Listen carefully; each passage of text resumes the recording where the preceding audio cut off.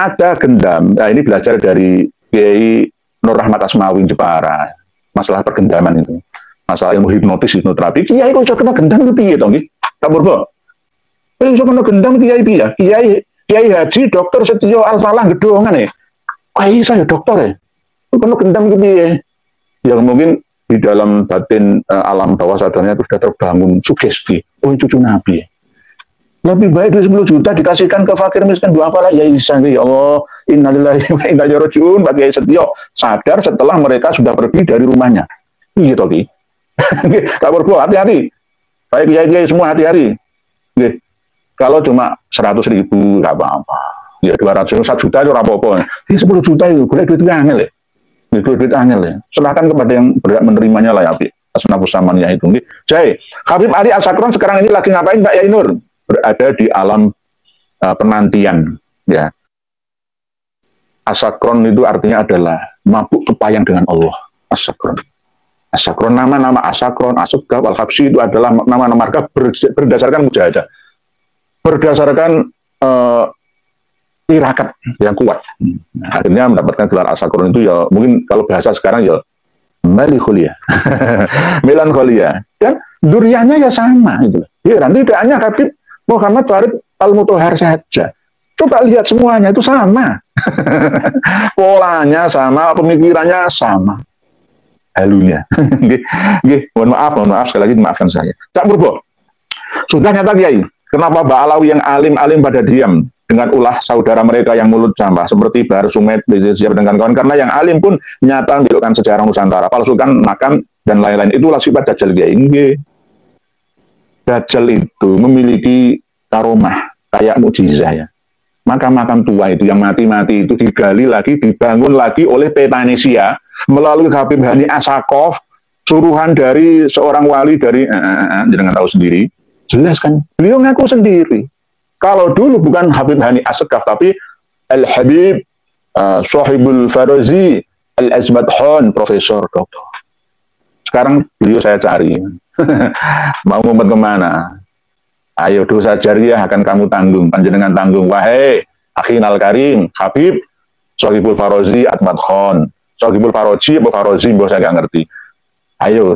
Ayo bersamalah dengan kami. Taubatlah saat ini. Mumpung belum datang ajal nanti. Ayo, tobatlah. Benahi lagi, kembalikan lagi makam-makam itu ke aslinya. Makam Nusantara kiai-kiai yang punya duriah wali kita.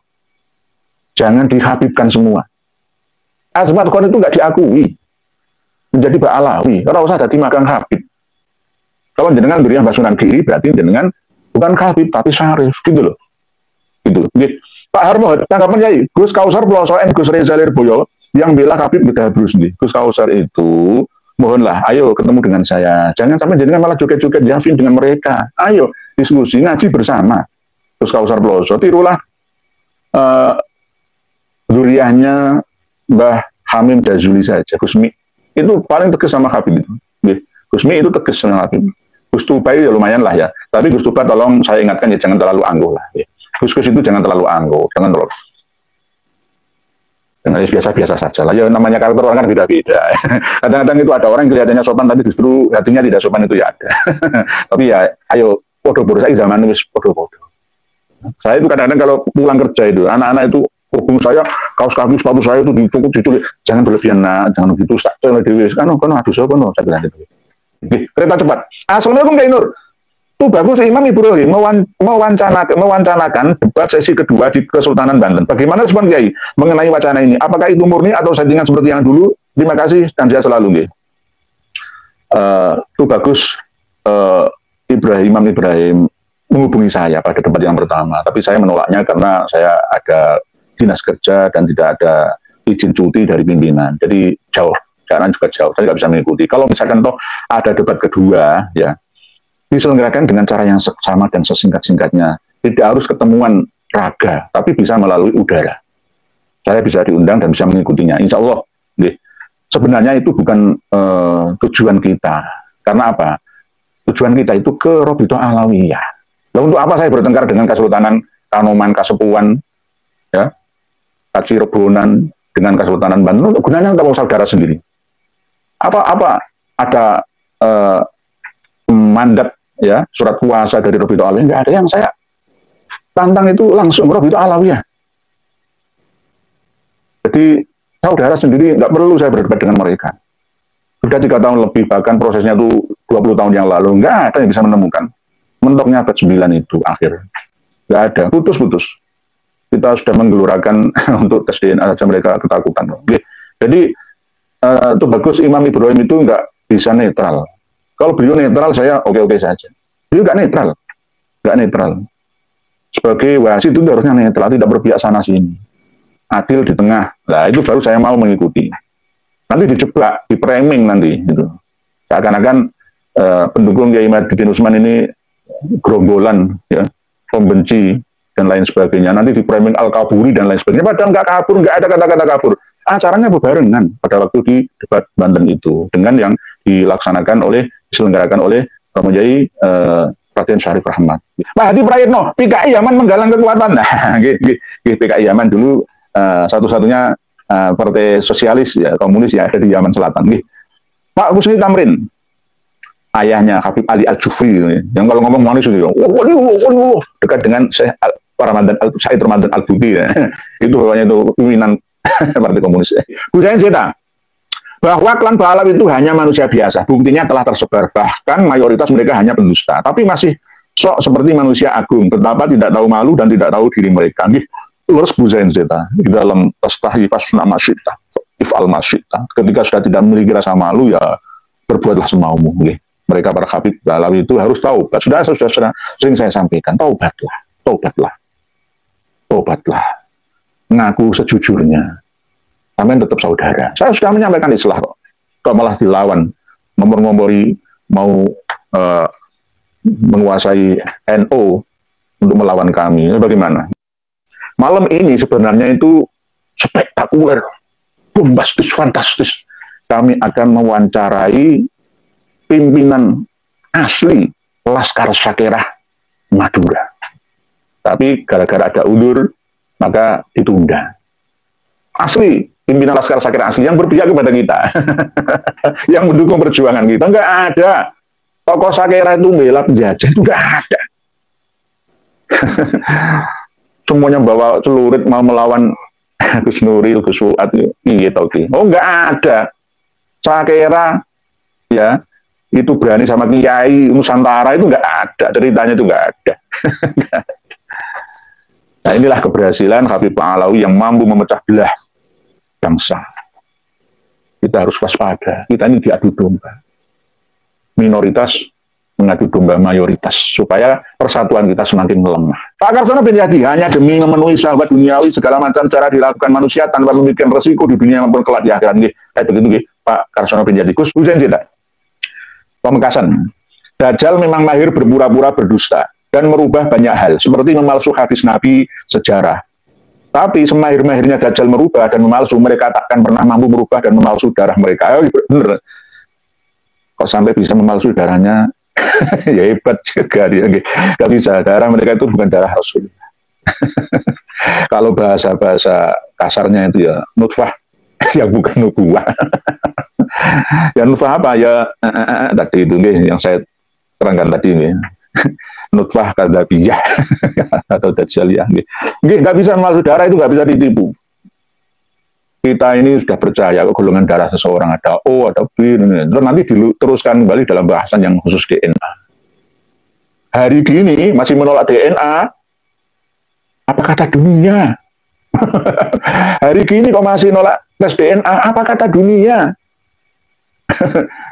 DNA itu ilmu pasti, ilmu alam. Ya, ilmu kausalitas sunatullah, nggak bisa dihindari kok. Sudah ada pemetaannya, ahlinya. Jadi kalau tidak wusidal amru ila wari ahli, ya kan tadi disa'ah. Kalau bukan ahlinya, mau ada DNA, hancur sudah. Nah, itu nih Bu Zain Zeta. Kita harus berpandangan dan berwawasan luas. Tidak boleh sempit dalam hal ilmu dan teknologi, perkembangan informasi. Jadi tidak bisa Bu Zain Zeta memalsu darah mereka, merubah atau memalsu darah mereka. Darah asli mereka itu ada, asli. Kemarin dari marga Ali Al-Hadi ya, sudah kita bongkar bersama. Pak Garuda Sakti, Syekh Abdul Qadir Jailani adalah rajanya para wali, bukan fakih ilmu qadam. Menurut mereka, di dalam Al-Buruqa Al-Musyiqah, Fili Basil Khirqah Al-Anikoh, begitu juga di dalam Al-Hurur, begitu juga dalam Al-Masyra'urawi, disebutkan bahwa tidak ada wali di dunia ini yang bisa menyamai Muhammad bin Ali Al-Fakih ilmu qadam. Yang bisa menyamai itu cuma sahabat Nabi. Atau sekelas Uwais Al-Qarni. Jadi begitu. Pak Raiden Gama, asalnya itu kajian-kajian kitab manuskrip kayaknya sangat ampuh sekali Kiai. Karena kalau tes DNA dikira hanya akal-akalan orang barat. Semacam kemarin Pak Yai meluruskan Ustadz Romli, tetap kita selang-seling, Pak Raiden Gama. Nanti saya itu dituduh, kitab-kitab saya itu lakbanan. Iya lakbanan, kalau manuskrip enggak lakbanan bagaimana? Manuskrip itu kan ya salinan. Ini manuskrip Al-Furqah Al-Musyiqah. Yang di file PDF saya ya warna, ini karena saya print hitam putih. Ini membaca ini kalau enggak ahli. Ya. Saya kadang-kadang nggak tahu mau coba mau coba guys, angel mau coba. Ini manuskrip Al-Furqah Al-Musyiqah Fili Basil Khirqah Al-Anikoh. Ya sulit memang. Tetap kita buktikan semuanya nggih. Jadi 3, data referensi, terus data fakta kelakuan mereka dan DNA. Kita kejar 3-tiganya, nggak akan bisa mengelak. Baru-baru ini Habib Rizik Syihab mau bela diri, nggak bisa. Nggak sombong nggak bisa. Pak Pamungkas Pramana, Pak Kiai, apakah kitab Al-Burqah itu isinya yang tentang hikayat mengutip dari Jawharus Syafaf? Bagaimana dengan kitab Al-Ghuror? Nah, ini mulai. Pak Pamungkas Pramana ini memancing adrenalin saya. Buka-buka data. Oke. Sebenarnya Al-Jawharus Syafaf yang katanya ditulis pada tahun 820 menurut Gus Rumel Abbas itu ya. Al-Ahdal. Gus Rumel Abbas itu Al-Ahdal. 820 Hijriah. Yang pengarangnya wafat tahun 855 Hijriah. Abdurrahman bin Muhammad Al-Khatib itu bukan Ba'alawi. Tetapi kitab karangannya ini saya yakin tidak murni karangan Abdurrahman bin Muhammad Al-Khatib. Tidak percaya saya. Nah inilah Al-Jawharus Syafaf ini. Tidak percaya kalau karangan beliau. Karena apa? Saya kok nggak percaya. Tokoh yang bernama Abdurrahman bin Muhammad Al-Khatib ini tidak terkenal dalam dunia ilmu sejarah dan ilmu nasab. Nggak ada catatannya. Simpang siur. Antara Abdurrahman yang mana, Abdurrahman itu banyak jenisnya. Terus, Abdurrahman bin Muhammad Al-Khatib ini katanya memiliki guru yang bernama Abdurrahman As-Saggaf bin Muhammad Maulad Dawilah bin Ali Maulad Darok bin Alwi Al-Ghuyur bin Muhammad Al-Faqihil Muqaddam bin Ali bin Muhammad Sohib Mirbad bin Ali Kholi Kisam bin Alwi Asani bin Muhammad bin Alwi Al-Awal bin Ubaidillah katanya bin Ahmad Al-Abah An-Nafat katanya seperti itu. Nah, ini tidak sinkron walaupun Habib Abdurrahman As-Saggaf ini umurnya panjang. Tahun 735 lahirnya, meninggalnya 819. Bisa muasir dengan Syekh Abdurrahman bin Muhammad Al-Khatib. Benar. Tetapi saya tidak percaya 100% ini karya dari Syekh Abdurrahman bin Muhammad Al-Khatib. Karena sampai sekarang ini Al-Jawharus Syafaf fi Manaqib Sadatil Asyraf belum pernah dicetak menjadi sebuah kitab. Belum ada yang berani menyalin baik dari internal atau eksternal Ba'alawi. Karena apa? Ya tidak ilmiah. Berisi cerita-cerita khurafah dan banyak sekali cerita-cerita yang khusus menjunjung tinggi sosok biografi dari Habib Abdurrahman As-Saggaf. Mbahnya Habib Ali bin Abu Bakar As-Sakron yang mengarang kitab Al-Furqah Al-Musyiqah Fili Basil Khirqah Al-Anikoh. Mbahnya. Nah, berarti kan nggak masuk akal ini. Coba. Ali bin Abu Bakar, itu kan cucunya Abdurrahman, ya kan? Cucunya Abdurrahman As-Saggaf. Oh, katanya Al-Khatib ini gurunya adalah Abdurrahman As-Saggaf.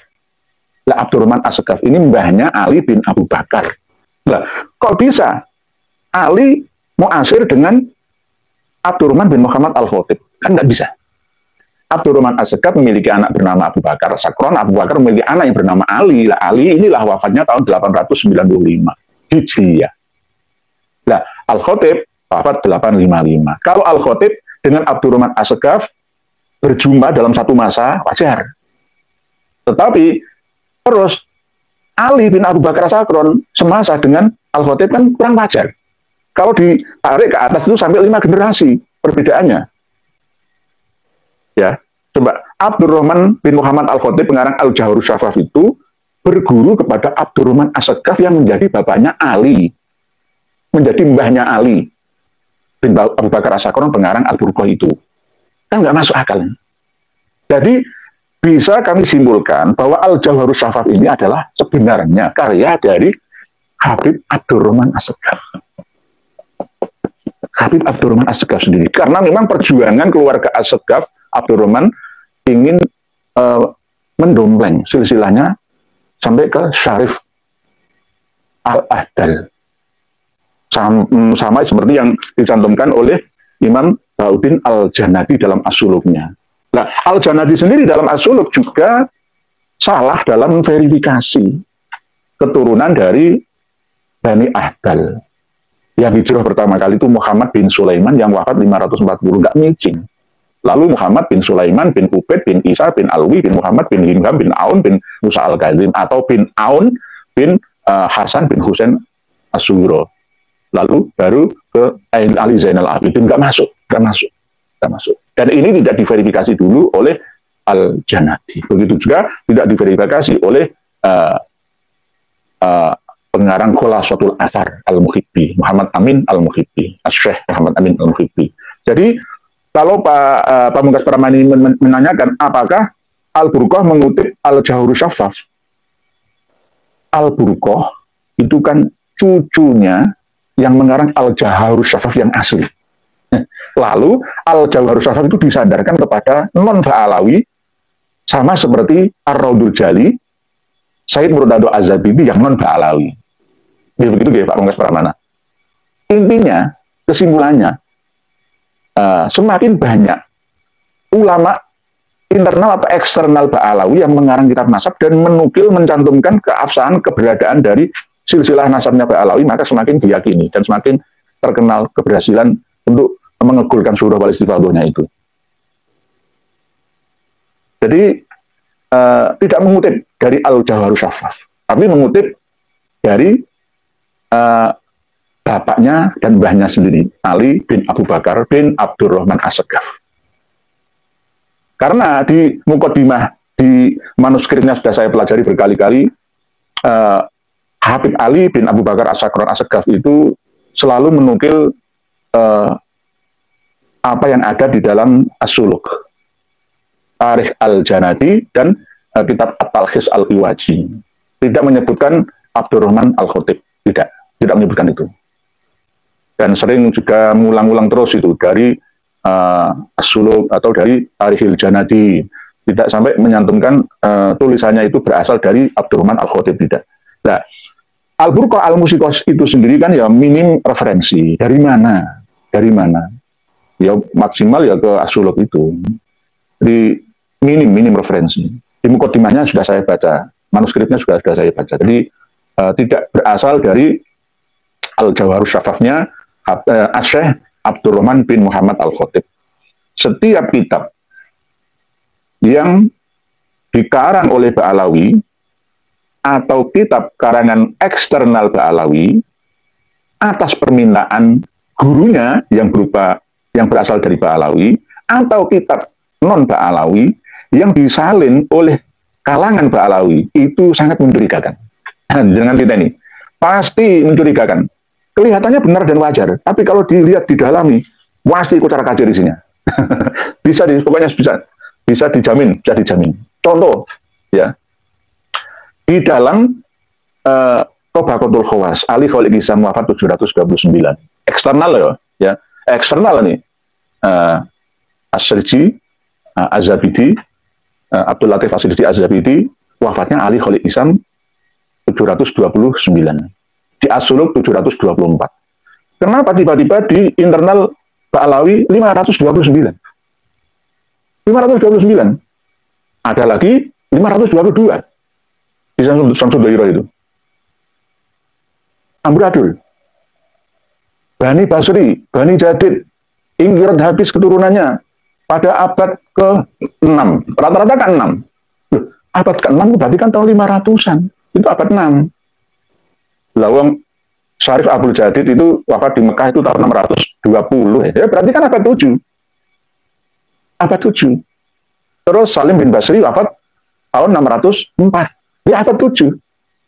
Tapi di tulisan sejarah internal versi mereka itu abad ke-6. Padahal kalau diteliti itu justru malah akhir abad ke-10. Di dalam Al-Mausu'ah itu menerangkan Bani Basri, Bani Jadid itu Ingkirot habis turunannya, generasinya pada akhir abad ke-10. Berarti mendekati abad ke-11 Hijriah. Nah, hal-hal seperti inilah yang membuat kita harus waspada ketika membaca kitab-kitab nasab dan sejarah versi mereka dan eksternal mereka. Begitu, sebentar lagi Pak Pamungkas Pramana.